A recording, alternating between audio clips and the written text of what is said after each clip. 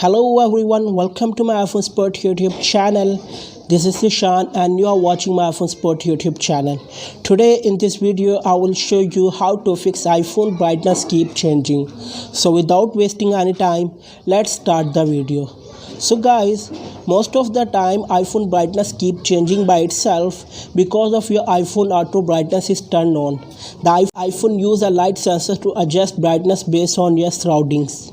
That's why your iPhone brightness keep changing. So guys, if you want to turn off auto brightness on your iPhone, then go to setting app, then swipe down to find accessibilities and tap it. In the next page, tap display and text option. Here, completely swipe down to find auto brightness, then tap auto brightness to turn it off. That's it. So guys, if you like this video, then please subscribe to our channel and press the bell icon to get new latest updates. Thanks for watching this video.